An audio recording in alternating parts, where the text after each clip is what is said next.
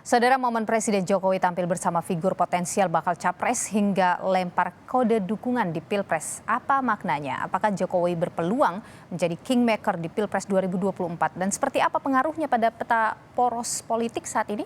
Kita bahas bersama dengan anggota Dewan Pembina Partai Gerindra Dhanil Ansar Simanjuntak, dan juga Ketua DPP PDIP Andreas Hugo Parera, dan juga Direktur Eksekutif Indikator Politik Indonesia Burhanuddin Muhtadi. Selamat malam Bapak-Bapak, sehat selalu. Selamat malam, Mbak Nilo. Selamat malam, Nilo. Ya, saya ingin ke Bung Burhan dulu nih, bicara soal apa yang dilakukan oleh Jokowi belakangan ini, lempar-lempar sinyal ke tokoh-tokoh tertentu. Apakah memang Jokowi punya peluang jadi kingmaker atau memang dia adalah kingmakernya saat ini? Di awal saya sudah memprediksi Presiden Jokowi ingin memainkan peran lebih dalam proses transisi kekuasaan di 2024. Nah, biasanya Presiden jilid kedua itu kan cenderung menjadi lemdak. Nah, ini tidak terjadi dalam kasus Presiden Jokowi. Beliau terus-menerus menjaga popularitasnya, approval ratingnya konsisten di atas 70%.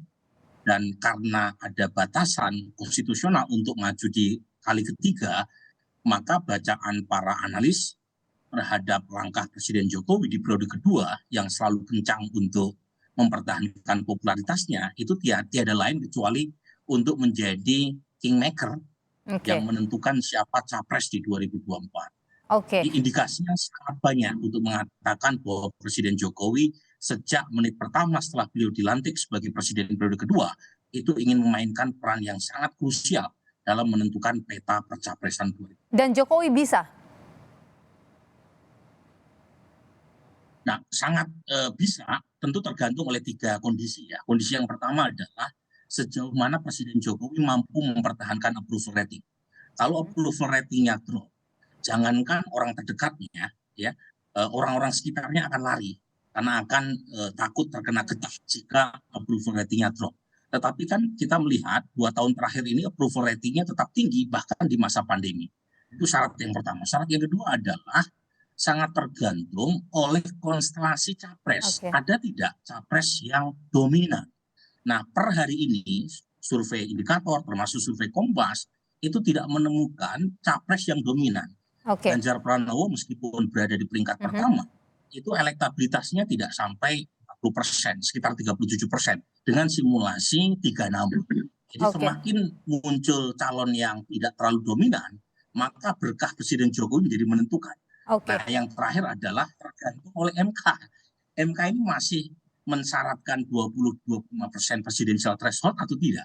Meskipun sudah ada puluhan kali upaya untuk melakukan judicial review, tapi kalau misalnya skema aturan kaitan dengan penanganan presidential threshold ini masih ditetapkan yang sangat tinggi tadi, maka Presiden Jokowi sebagai presiden yang mewadahi 7 partai koalisi pemerintah itu menjadi menentukan. Tapi kalau misalnya ternyata diturunkan, maka 2 partai oposisi sudah cukup.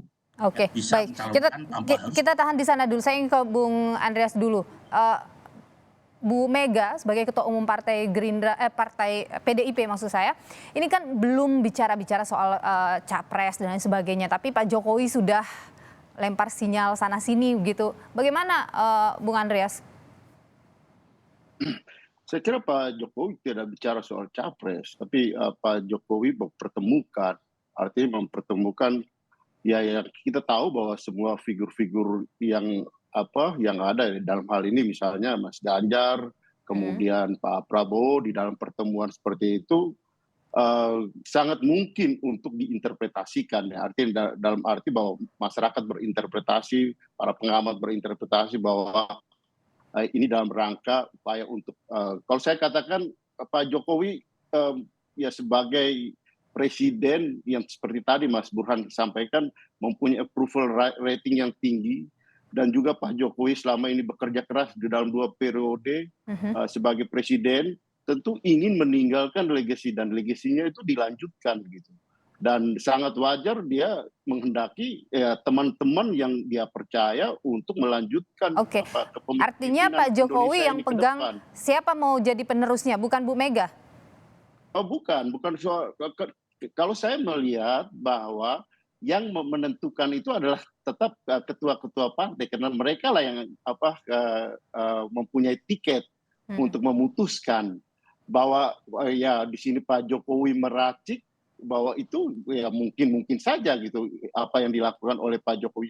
Peran Pak Jokowi di sini saya lihat menarik dan dan sebagai presiden yang mempunyai approval rating yang tinggi, beliau bukan presiden yang lemdak seperti yang mungkin kalau kita bandingkan dengan sebelumnya, dan dia punya niat untuk ya memberikan kepercayaan pada teman-teman yang dia percaya gitu. Oke. Dan saya kira Jangan-jangan yang dilakukan Pak Jokowi atas restu Bu Mega ya? Perjuangan. Kenapa? Jangan-jangan apa yang dilakukan Pak Jokowi ini sebenarnya perpanjangan tangan untuk Bu Mega?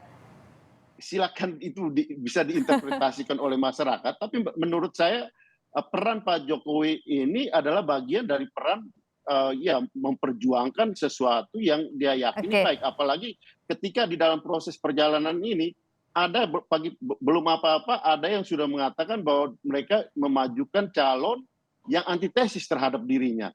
Saya kira sangat pantas kalau Pak Jokowi kemudian mengambil sikap untuk ya mencari. Mbak Puan gimana dong posisinya nanti, Bung Andreas?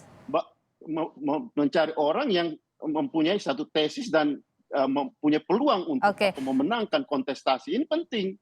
Dan saya kira ya. Kalau Pak Jokowi kemudian mesra dengan Pak Prabowo, dengan Ganjar, kemudian peluangnya Mbak Puan gimana dong? Karena Mbak Puan kan disebut-sebut akan jadi juga di PDIP, dari PDIP.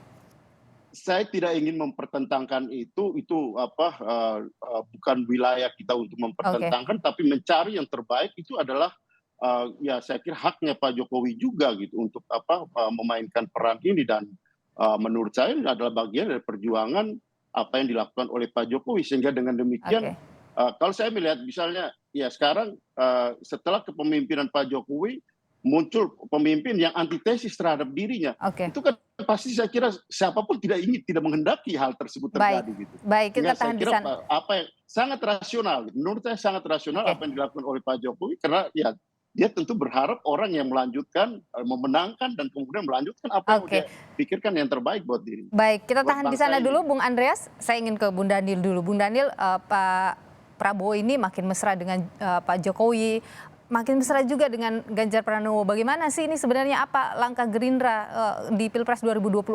Apa yang lagi dibangun? Mbak Nilu, Pak Prabowo, Partai Gerindra biasa mesra dengan siapapun. Jadi kita terbuka dan bersahabat dengan seluruh partai politik, dengan seluruh tokoh. Seperti berulang saya sampaikan, tentu konsepsi dan visi utama kontestasi kita pada 2024 nanti adalah menjaga persatuan, berkompetisi dengan sehat, dengan tidak mengorbankan persatuan kita sebagai bangsa dan negara. Itu yang pertama, Mbak Nilu. Kemudian kedua, terkait dengan cawapres Pak Prabowo, tentu Partai Gerindra sudah berkoalisi dengan Partai PKB. Dan pembicaraan terkait siapa yang akan menjadi wapres Pak Prabowo nanti akan dibahas dan ditentukan oleh Pak Prabowo dan Cak Imin, dalam hal ini Ketua Umum PKB. Namun Gerindra, PKB, Pak Prabowo dan Cak Imin berkomitmen untuk membangun kekuatan yang lebih besar. Artinya kami ingin berkompetisi untuk menang, dan kami ingin merangkul semua pihak yang punya visi sama dengan Gerindra dan PKB. Artinya tentu ketika misalnya akan mendekati Mas Ganjar atau mendekati siapapun atau ingin mengajak siapapun, tentu etikanya kami tentu harus bertemu dan bersepakat dengan PDIP misalnya, dalam hal ini Ibu Megawati, kemudian dengan yang lain misalnya dengan Golkar, tentu kami harus bersepakat dengan Golkar. Bung Daniel, yang jelas Gerindra terbuka dengan siapapun. Maaf, saya tahan di sana dulu. Saya ingin tanya begini, Bung Daniel, apakah memang kalau tadi kita lihat bersama Pak Hashim sudah menyebut bahwa Prabowo harus jadi capres apapun itu yang terjadi, apakah itu artinya Gerindra sudah menutup capres yang lain, hanya Pak Prabowo saja capresnya begitu. Kalaupun nanti ada Ganjar, meskipun Ganjar misalnya surveinya di beberapa survei itu lebih tinggi dari Pak Prabowo, tidak bisa. Capres tetap adalah Prabowo Subianto.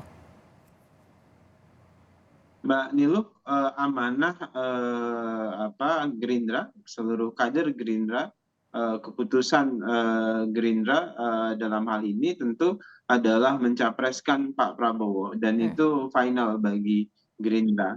Dan kita tentu membuka diri untuk komunikasi dengan semua pihak.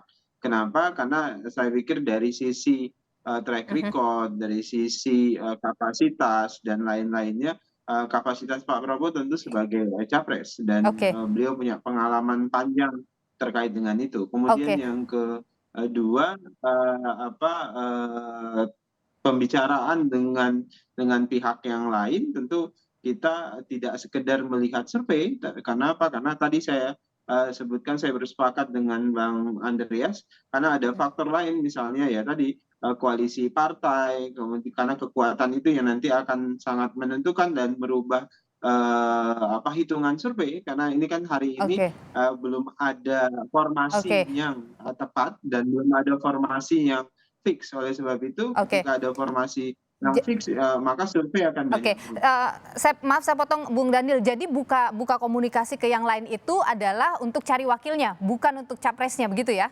Tentu capres kami final Pak Prabowo, dan kita membuka diri berkomunikasi dengan partai lain untuk cawapres Pak Prabowo. Oke, baik, cawapres saja. Saya ke Pak Burhanuddin terakhir. Kalau Anda melihat peluang duet Prabowo-Ganjar itu di pemilu 2024 mungkin nggak sih? Sekarang ini kan masing-masing umurnya sebagai capres calon presiden. Nah, Pak Prabowo sendiri punya keuntungan sebagai ketua umum partai, dan saat yang sama sudah berkoalisi dengan PKB, sehingga tiketnya sudah di tangan. Tetapi saat yang sama, untuk maju kan bukan sekedar mendapatkan tiket, tapi juga harus memastikan menang. Nah, pada titik itu sebenarnya sekarang kita banyak variabel ya. Variabel yang pertama adalah siapa yang akhirnya mendapatkan tiket dulu. Per hari ini kan belum ada capres yang secara resmi didaftarkan di. Jadi apapun bisa terjadi. Tetapi menurut saya kuncinya ada di partainya. Nah, Ibu Mega ini mencalonkan siapa ini? Jadi, apakah Mbak Puan ataukah Ganjar Pranowo? Kalau misalnya Ganjar Pranowo yang dicalonkan, maka posisi Ganjar itu menjadi sangat menentukan, karena beliau tidak lagi maju sebagai cawapres menurut kalkulasi hari ini. Tapi lagi-lagi sangat tergantung oleh Ibu Mega. Nah, yang kedua, maju atau tidak Anies Baswedan. Kalau misalnya Anies Baswedan dapat tiket dan kemudian dimajukan secara resmi, maka perhitungan elit-elit partai adalah logika elektabilitas. Siapa yang bisa mengalahkan Anies Baswedan? Bukan lagi logika ketua umum. Nah, ini lagi-lagi sangat ditentukan oleh waktu-waktu terakhir sebelum pendaftaran. Jadi saya mengamati demikian nih loh. Jadi proses pertandingan Pilpres ini tidak ditentukan di babak normal 90 menit, 45 kali 2 dalam 50. Tapi di waktu injury time. Oh baik, injury time-nya nanti kita akan lihat. Baik, terima kasih Bung Burhanuddin Muhtadi. Maaf saya harus potong sampai di sana karena kita terbatas durasi. Terima kasih Direktur Eksekutif Indikator Politik Indonesia Burhanuddin Muhtadi sudah bersama kami, dan juga terima kasih Ketua DPP PDIP Andreas Hugo Parera dan juga anggota Dewan Pembina Partai Gerindra Dhanil Ansar Simanjuntak. Terima kasih Bapak-bapak sudah berbagi informasi dan juga pandangan di Sapa Indonesia Malam. Sehat selalu.